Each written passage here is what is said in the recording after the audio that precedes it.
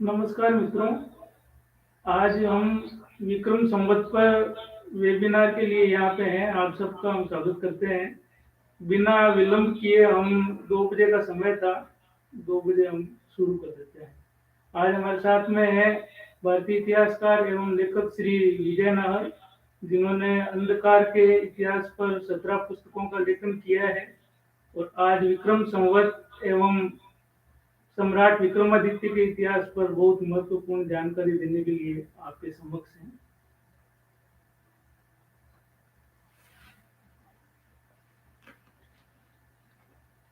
नमस्कार। आज के परिसंवाद का विषय है विक्रम संवत की स्थापना करने वाले सम्राट विक्रमादित्य का चरित्र,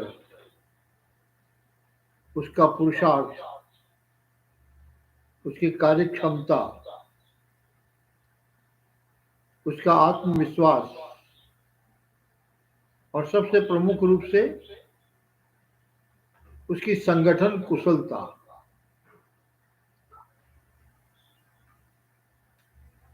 हम इस बात को भली भांति जानते हैं कि ये विक्रम संवत किसने प्रारंभ किया, क्यों प्रारंभ किया और इसके आगे पीछे जो दृष्टिकोण था वो कैसा था। ये विचार के लिए हम सब इस बात को तो जानते हैं कि विक्रम संवत की स्थापना विक्रमादित्य ने की, लेकिन इसके आगे हम नहीं जानते। वो जानना भी हमारे लिए आवश्यक है। आगे इस विषय पर बताने के पूर्व मैं कुछ बातें आपके सामने रखना चाहूंगा। हम इतिहास में काल गणना करते समय विक्रम संवत की बात तो कहते हैं, लेकिन इतिहास के किन्हीं भी पृष्ठों में, इतिहास के किसी भी पाठ्यक्रम में हम विक्रमादित्य को नहीं पढ़ते। ये बड़ी विचित्र बात है। उसका कारण समझे हम तो ये जानना ये आवश्यक हो गया है कि हमारे देश का, हमारा अपना जो इतिहास है वो लाखों वर्षों का इतिहास है, हजारों वर्षों का इतिहास है। और इस लाखों और हजारों वर्षों के इतिहास को देखने के लिए दृष्टि किसने दी? उन लोगों ने दृष्टि दी है जो 19वीं शताब्दी में हमारे सामने आए, यानी अंग्रेज। लाखों वर्ष को इतिहास को पहचानने के लिए 19वीं शताब्दी में आए हुए लोग हमको गाइड करेंगे, हमारा मार्गदर्शन करेंगे, और हम आंखें बंद करके अपने पूर्वजों के इतिहास को अपने लोगों द्वारा कहा हुआ गलत मान करके और 19वीं शताब्दी में आए हुए लोगों के द्वारा कहे हुए को सही मानने की मानसिकता बनाते हैं। बड़ी विचित्र बात है। हमारे बाप दादा कौन थे, हमारे पुरखे कौन थे, ये हमको वो बताएंगे, ये हम नहीं बताएंगे।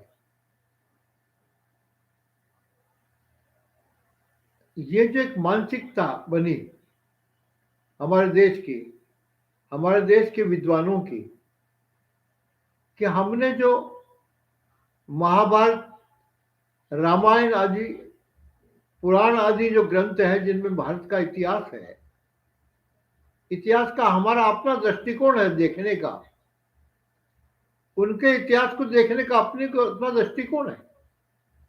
अरे जिनकी उम्र केवल 6000 वर्ष की है, वो हमें लाखों वर्षों के इतिहास के बारे में बताएंगे और हम आंखें बंद करके उस बात को स्वीकार करेंगे। ये एक आश्चर्य होता है। इससे बड़ी मानसिक हीनता दूसरी नहीं हो सकती, लेकिन यह है, और पिछले 70 साल तक हमने इसको स्वीकार किया है। उनकी योजना थी, वो भारत के ऐसे किसी महापुरुष के बारे का चित्रण हमको नहीं पढ़ाना चाहते थे कि जिसके कारण से हम हमारे हृदय में स्वाभिमान जागृत हो, जिसको पढ़ने से हमारे पुरुषार्थ उत्पन्न हो, जिसके पढ़ने के बाद हमारा स्वाभिमान जागृत हो, गौरवपूर्ण भावना उत्पन्न होवे मन में। यह संस्कार वो नहीं चाहते थे भारत के लोगों में, मानसिक हीनता पैदा करना चाहते थे। उसी में का ये प्रकरण है कि विक्रम संवत तो बाध्यता के कारण से उनको लगाना पड़ा, लेकिन विक्रमादित्य के बारे में वो हमें नहीं पढ़ाना चाहते। विक्रमादित्य के बारे में वो हमें नहीं बताना चाहते कि विक्रमादित्य कौन थे, विक्रमादित्य ने क्या किया, कैसा वैभवपूर्ण संपन्न स्थिति पैदा की उन्होंने, ये वो नहीं जान सकते। हमें सोचना है, हमें सोचना है, ये बात सही है। विक्रमादित्य जिसने शकों को पराजित किया, ये वो कालखंड था जब देश में खारवेल का शासन समाप्त हो गया। खारवेल जो उड़ीसा का राजा था, जिसने संपूर्ण उत्तर भारत को एक राजनीतिक संगठना दी, राजनीतिक एकता दी, उसके बड़ा व्यक्ति नहीं पैदा हुआ, ऐसा बड़ा राजा नहीं हुआ कि जो संपूर्ण उत्तर भारत को संगठित कर सके। सातवाहन शासन ने एक प्रयत्न किया था, लेकिन वो प्रयत्न बहुत छोटे मात्रा में हुआ, वो छोटे इलाके में हुआ। वो ये लगभग 1 शताब्दी 2 शताब्दी पहले की बात है ईसा से, कि सारे पश्चिमी भारत में शकों की आंधी आई, बहुत बड़ी मात्रा में शक आए, और शक के पीछे हुनों की बहुत बड़ी ताकत थी। उन हुनों ने शकों को पराजित किया और शक भारत की भूमि पर अवतरित हुए। आज जिसको भारत की भूमि हम कहते हैं, यद्यपि शक भी भारत की भूमि पर ही थे। उस स्थिति में सारा का सारा सिंध, सारा अफगानिस्तान, सारा गांधार प्रदेश, उस सारे प्रदेश के अंदर ये कबीलों के रूप में छा गए। छोटे छोटे राज्य इन्होंने स्थापित कर लिए। इनका सबसे बड़ा केंद्र पहले बना सिस्तान, जो ईरान और अफगानिस्तान की सीमा पर है। वो सिस्तान यानी शकिस्तान जिसको कहा गया, वहां अपना केंद्र बनाया। दूसरा केंद्र इन्होंने सिंध में आकर के बनाया। सिंध को इन्होंने शक द्वीप इस प्रकार का नाम दिया, वो शक द्वीप हो गया, वो शकिस्तान हो गया। ऐसा सिस्तान और सिंधु, ये 2 बड़े जगह इन्होंने अपना केंद्र बनाया, और केंद्र बना करके छोटे छोटे कबीलों में, छोटे छोटे क्षेत्रफलों में स्थान स्थान के ऊपर छा गए। बहुत जल्दी, बहुत कम समय में, क्योंकि ये शक जितने थे, ये एक प्रकार के असभ्य जाति थी, एक प्रकार के उच्छृंखल लोग थे, क्रूर लोग थे। मैं इस शकों के विषय में एक बात बताना चाहता हूं कि शक जैसे बाकी भारतीय थे वैसे ही भारतीय ही थे, भारतीयों के अलग नहीं थे। लेकिन एक कालखंड ऐसा आया कि जब अपने देश में एक बड़ा चक्रवर्ती सम्राट थे सगर। सगर का नाम सुना ही होगा सबने। वो सगर, उन्होंने इस संपूर्ण क्षेत्र में विजय प्राप्त किया। शकों पर हुनों का जो इलाका था वहां भी विजय प्राप्त की। लेकिन विजय प्राप्त करने के बाद उन्हें लगा कि ये बड़े असभ्य हैं, बड़े उच्चंकल हैं, तो उसको मारने का प्रयत्न किया। लेकिन उनके गुरु वशिष्ठ ने उनको मरने से बचा लिया, और उसके कारण से इन्होंने ये कहा कि ये ठीक है, मारेंगे नहीं, छोड़ देंगे इनको, लेकिन ये इनकी व्यवस्था, संस्कारों की व्यवस्था के लिए जो ब्राह्मण पंडित वहां रहते हैं वो नहीं रहेंगे, और ये आज से म्लेच्छ माने जाएंगे। तो ये म्लेच्छ जिनको कहा वो शक और हूण उस समय के थे। तो शक मान्यता की दृष्टि से भारतीय मान्यताएं थी, उनमें शैव थे, शाक्त थे, देवी की पूजा करने वाले थे, यही लोग थे। संपूर्ण भारतीय परिवेश के आधार पर चलने वाले लोग थे। लेकिन चूंकि संस्कारहीन थे, इसलिए वो उच्छृंखल थे, क्रूर थे।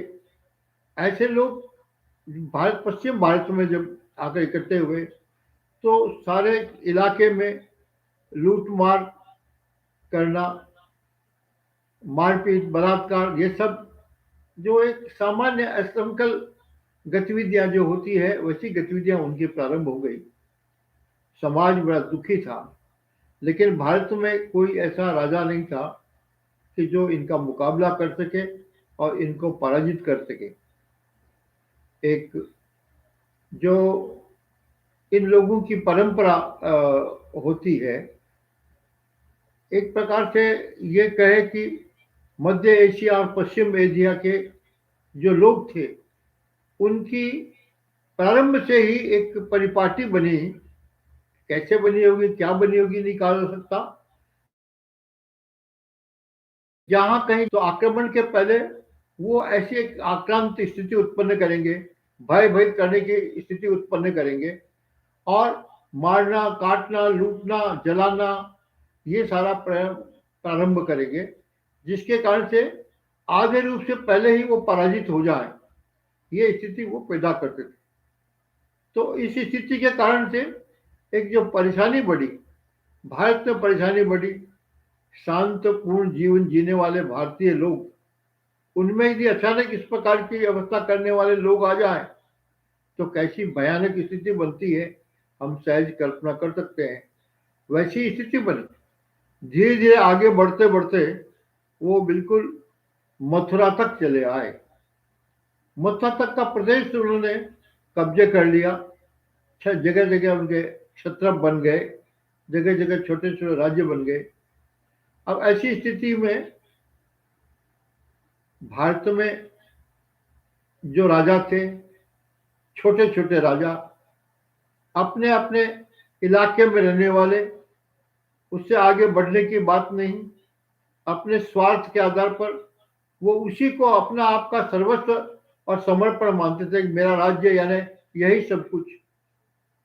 इस कारण से कोई उनका मुकाबला करने की स्थिति में खड़ा नहीं था। ऐसी स्थिति में मालवा प्रदेश, मालवा का उज्जैन राज्य, उज्जैन राज्य में एक परिवर्तन आया।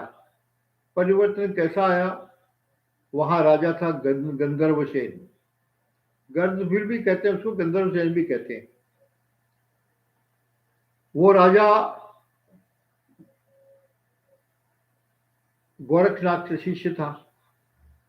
गुरु गोरखनाथ का उस साम्राज्य पे बड़ा असर था, इसलिए सब ठीक था। लेकिन मनुष्य स्वभाव है, आप जानते हैं कि उसमें छोटी छोटी भावनाएं उद्रिक्त तो होती रहती है, और वो कमजोरी कई बार इतनी बड़ी हो जाती है कि उस कमजोरी के कारण से आदमी कितनी भी अच्छाई होने के बावजूद भी वो खराब गिना जाने लग जाता है। वहां जैन मत का भी बड़ा प्रचार था। और एक जैन साध्वी, राजा ने उसको देखा, वो इतनी सुंदर थी, खूबसूरत थी कि राजा का मन आ गया। जैन साध्वी को राजा ने अपने घर में डाल दिया, शादी कर ली उससे। शादी कर ली। उसका भाई, बड़ा भाई कालकाचार्य नाम का जो आचार्य था, बहुत बड़ा विद्वान था, और उन कालकाचार्य ने उनको समझाने की कोशिश की कि देखो भाई, ये अच्छी बात नहीं है, ठीक बात नहीं। खुद ने बहुत समझाया, आसपास के छोटे छोटे राजाओं को कहा समझाने के लिए। जैनों के अलग समुदाय थे, वो आए, उन्होंने ही समझाने की कोशिश की। उन्होंने कहा नहीं, ये आप मेरी पत्नी है। उसको पत्नी बना के उसको रखा उसमें। जब नहीं माना तो कालकाचार्य के मन को बड़ा रोष था, बड़ा क्रोध उत्पन्न हुआ, एक ईर्ष्या का भाव पैदा हुआ। उन्होंने कहा कि ये संभव नहीं है, एक साध्वी को तुमने अंदर डाल दिया, ये कैसे समाज बर्दाश्त कर सकता है। और इस कारण कहते हैं कि कई वर्षों बाद वो धीरे धीरे पश्चिम की ओर गए कालकाचार्य, कि कौन ऐसा है जो राजा गर्भदल को मार सकता है। कहते हैं कि गर्भदल के पास में ऐसी ऐसी कुछ विद्याएं भी थी कि सामने वाला शत्रु कोई भी आता तो उसको वो समाप्त करना उसके लिए कोई बहुत बड़ी बात नहीं थी। कहते हैं रेस भी करके विद्या उसके पास में थी, और वो विद्या ऐसी थी कि वो पूजा करके उठ करके उस विद्या का प्रयोग करता था तो एक चीख निकालता था। उस चीख, जो जिस चीज कानों में पड़ती थी, उसके मुंह से लाल पड़ने लग जाती थी, वो बेहोश होकर के खत्म हो जाता था। इसलिए गर्भबिल से मुकाबला करना भी इतना आसान नहीं था। कालकाचार्य इस बात को अच्छी तरह से जानते थे, और इसलिए कालकाचार्य ने देखा कि अब ये पश्चिम में जो शक राजा हैं, इतने ताकतवर हैं, इतने शक्तिशाली हैं, इतने लोग हैं, ये यदि कोशिश करें तो मुझे इसका लाभ मिल सकता है। ये बैठे बैठे ये कहना चाहिए गलत भाव मन में पैदा हो गया। वो गए कालकाचार्य, शकों के वहां गए, कई वर्ष वहां रहे, अपने मंत्रों के द्वारा उनको प्रभावित किया शकों को, और प्रभावित करने के बाद उनको मालवा में लेके आए। मालवा में लेके आए तो कोई एक नहीं था। कहते हैं कि वो छिन्मय राजा थे, यानी छिन्मय क्षत्रप थे, और छिन्मय क्षत्रप का एक प्रमुख था जिसका नाम था एशेस। एशेस द्वितीय था। वो एशेस द्वितीय उनका नेतृत्व करने वाला था। वो सब मिलकर आए, मालवा पर आक्रमण किया, राजा को पराजित किया और मालवा पे अधिकार कर लिया। ये वो समय था जब विक्रमादित्य, जो गर्दबिल का लड़का था, वो युवावस्था में पहुंच रहा था। बड़ी अजीब सी परिस्थिति थी। शकों का अधिकार हो गया। अब कालकाचार्य जिस योजना से उनको लेके आए, वो योजना उनकी सफल हुई या नहीं हुई कहा नहीं जा सकता उसके बारे में। लेकिन इतना कहा जाएगा कि जो सरस्वती साध्वी थी जिससे शादी की थी गद्दर सेन ने, उसका जो लड़का था वो विक्रमादित्य था। उस साध्वी का लड़का था विक्रमादित्य। तो विक्रमादित्य युवा था जब ये शकों का राज्य हो गया यहाँ पर, तो इनको भाग करके अपने बहन के घर, जो धारा नगरी में था, जहाँ वीरसेन राजा था, वहां धारानगरी में जाकर शरण लेनी पड़ी। धारा नगरी में जाकर शरण ली, और शरण लेने के बाद ये व्यक्ति के मन में ये भाव था कि ये शक जिन्होंने हमारे राज्य पर कब्जा किया है, इनको यहां से निकालना बहुत जरूरी है। क्योंकि कुछ ही वर्षों में शकों का जो स्वभाव था, शकों का जो व्यवहार था, उस व्यवहार के कारण से समाज में रोष उत्पन्न हो गया, चारों तरफ अन्याय अत्याचार प्रारंभ हो गए, लूट खसोट जलाना करना ये प्रारंभ हो गया। इसलिए समाज के सारे लोग दुखी हो गए। कालकाचार्य जो स्वयं उनको लेके आए वो भी दुखी हो गए, वो भी परेशान हो गए, क्या किया जाए। ऐसी स्थिति में विक्रमादित्य का निर्माण, विक्रमादित्य का मन का भाव कि ये शकों को कैसे समाप्त किया जाए, इसका चिंतन शुरू हुआ।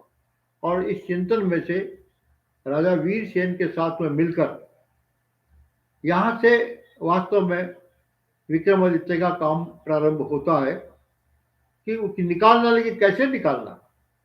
वीरसेन की इतनी ताकत नहीं थी, इतनी बड़ी फौज नहीं थी उसके पास में कि वो शकों से मुकाबला कर सके। और इसलिए इस व्यक्ति ने, विक्रमादित्य ने, छोटे छोटे राजाओं से मिलकर उनके साथ संगठन पैदा करने का प्रयत्न किया, उनके मन में शकों के विरोध में भाव उत्पन्न करने का प्रयत्न किया। आसपास के राजाओं में, जिसमें मालवा के राजा, दक्षिण मालवा के राजा, उत्तर कर्नाटक के राजा, राजस्थान के, दक्षिणी राजस्थान के राजा, इधर सौराष्ट्र के राजा, ये छोटे छोटे सब राजाओं को मिलाने का प्रयत्न किया। और उनके मन में ये भाव उत्पन्न किया कि जब तक ये शक यहाँ से जाएंगे नहीं, तब तक हम लोगों का जीवन शांत नहीं हो सकता, हमें अशांति बनी रहेगी, असुरक्षित स्थिति बनी रहेगी और हर प्रकार की बाधाएं रहेगी, जीवन कष्टमय रहेगा। और इसको निकालने के लिए इन शकों को हटाना बहुत जरूरी है, ये भाव पैदा किया उन्होंने। यद्यपि आप देखेंगे आगे का कालखंड बताता है कि शकों ने कोई भारतीय शास्त्र या भारतीय वांग्मय का कोई नुकसान किया, जैसे इस्लाम ने किया कि मंदिर तोड़े। ऐसा मंदिर तोड़ने वाली बात, यहाँ के पुस्तकालयों को जलाने की बात, शास्त्रों को समाप्त करने की बात, ऐसा कुछ उन्होंने नहीं किया। क्यों? वो स्वयं भी शिव के पुजारी थे, वो स्वयं भी महाभारत को मानने वाले थे, वो स्वयं भी रामायण को मानने वाले थे, लेकिन प्रवृत्तियां उनकी राक्षसी प्रवृत्तियां थी और राक्षसी प्रवृत्तियों के कारण से लोग उनको पसंद नहीं करते। इसलिए बहुत जल्दी आसानी से एक प्रकार का भाव तो पैदा हो गया लोगों में कि ठीक है, ये शक राजा हमें नहीं चाहिए, इनको हटाना है। लेकिन हटाने के लिए जो ताकत चाहिए, हटाने की जो दम चाहिए, हटाने के लिए जो हृदय की मजबूती चाहिए, वो मजबूती लोगों में नहीं थी। वो मजबूती पैदा करने के लिए विक्रमादित्य को घूम घूम करके ये प्रयत्न करना पड़ा। अपना ग्रुप बनाया और ग्रुप बना करके उन्होंने इस सारे इलाके के राजाओं को एक संगठित समूह बनाने की कोशिश की। इसलिए आप देखिए, उस विक्रमादित्य के लिए मालव गण कहा है, इन सबको मिला के मालव गण बना और इन गणा का प्रमुख बनाए विक्रमादित्य। और इन्होंने मिलकर के ऐसी संगठित ताकत खड़ी की, समाज और राजा, ठाकुर, जमींदार और सर्वसाधारण समाज सब में जागृत करके एक विद्रोह के भाव पैदा किया, जिसको कहेंगे क्रांति की। शकों के विरुद्ध में समाज ने क्रांति की और उस क्रांति का परिणाम हुआ कि शकों को वहां से भागना पड़ा, मालवा छोड़ना पड़ा। मालवा की गद्दी प्राप्त करने के बाद केवल यही नहीं रुका विक्रमादित्य, वो आगे बढ़ा और ठेठ पश्चिम, सुदूर पश्चिम में, ईरान से भी आगे वो अरबिस्तान तक गया, वहां तक जाकर के। लेकिन आप देखेंगे कि इसने शकों के विरुद्ध में मुकाबला किया। सिंध और तक्षशिला को पार करते करते शकों की स्थिति, ऐसी स्थिति हो गई कि वो बिखर गए सब। उनके कोई क्षत्रप नहीं रहे, कोई राजा नहीं रहे, सब बिखर गए। और सब बिखर के कहाँ गए, किसी तितर बितर हुए, पता नहीं। लेकिन ये इतिहास में मिलता है कि विक्रमादित्य अरब देश पहुंचा। अरब देश जाकर के वहां पर मक्का में बहुत बड़ा शिव मंदिर की स्थापना की। जिसे मक्केश्वर महादेव कहते हैं, मक्केश्वर महादेव की स्थापना की, पूजा अर्चना की और वहां से वापस लौट करके आया। निश्चित रूप से वहां अपना सामंत बनाया होगा, गवर्नर बनाया होगा, किसी न किसी को प्रमुख उस इलाके का बनाया होगा और वहां से लौट के आया। अब यहां तक जहां बात है, ये केवल सामान्य रूप से सब लोगों को जानकारी है, ऐसा नहीं कि ये जानकारी नहीं है, इतनी जानकारी बहुत लोगों को है। लेकिन एक बात जो, क्योंकि वहां से वापस लौट के आने के बाद में अपने शासन को प्रस्तापित करके, मालव गण को प्रस्तापित करके इसने मालव संवत, इस विजय के आधार पर मालव संवत स्थापित किया। अब ये मालव संवत विक्रम संवत कैसे बन गया, ये भी एक वास्तव में विचार करने वाली बात है। वो इसलिए बन गया कि इसी विक्रमादित्य ने इसी अपने गण के आधार के ऊपर, अपने गण के आधार के ऊपर संपूर्ण उत्तर भारत को संगठित करने का प्रयत्न किया। सारे उत्तर भारत में एक राजनीतिक व्यवस्था उत्पन्न की, संगठन पैदा किया और संगठन के आधार पर विक्रम संवत पैदा किया। मालव संवत ये विक्रम संवत बन गया। अब आप इस बात की कल्पना करिए, एक चिंतन करिए कि जिस विक्रम संवत को आज भी हम मानते हैं, इतने वर्षों के बावजूद भी विक्रम संवत को आज हम मानते हैं, इसका मतलब वो विक्रमादित्य कितना महान होगा, विक्रमादित्य ने कितना बड़ा काम किया होगा कि आज तक भारत के जनजीवन में इस विक्रम संवत की स्थापना ये मान्य चली आ रही है। इसको हम आज भी अपने खाते बहियों के अंदर विक्रम संवत इसकी स्थापना करते हैं। कर्नाटक, जहां तक मेरी जानकारी है, कर्नाटक इसका राज्य था। कर्नाटक के नीचे दक्षिण भारत में गया कि नहीं गया कहा नहीं जा सकता, लेकिन संपूर्ण उत्तर भारत से लेकर के और कर्नाटक प्रांत तक विक्रमादित्य का साम्राज्य था और इस विक्रम संवत की मान्यता थी। ये बात जब हम कहते हैं तो विचार खड़ा होता है कि इसका साक्षी कौन। हर कदम पर बात आती है, इसका आप प्रूफ दीजिए, इसका आप तथ्य दीजिए, और तथ्य हमने जो देते हैं, हम तथ्य देते हैं, उस तथ्य को जुटलाया जाता है कि नहीं ये तो कपोल कल्पित बातें हैं, ये कहानियां हैं, इस कहानियों को हम नहीं मानेंगे। तो कि अंग्रेज कह देगा उसको हम मान्य करेंगे, उस इतिहासकार को मान्य करेंगे। आज एक सामान्य विचार की बात है कि महाभारत कालीन काल के अस्थि पंजर इनको ढूंढने चाहिए, महाभारत काल के शिलालेख इनको ढूंढने चाहिए, महाभारत काल के अभिलेख इनको ढूंढने चाहिए। ये सब चीजें ढूंढने की बात कहां तक करोगे आप? 1000 साल, 2000 साल, 5000 साल, 10,000 साल कहां तक करोगे आप? बड़ा कठिन बात है।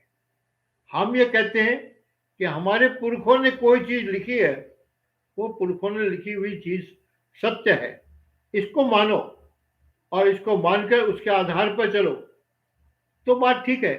अन्यथा इस शकों और इस सनों के उलझनों में जो फंस जाएंगे तो हम अपने इतिहास को भुला देंगे।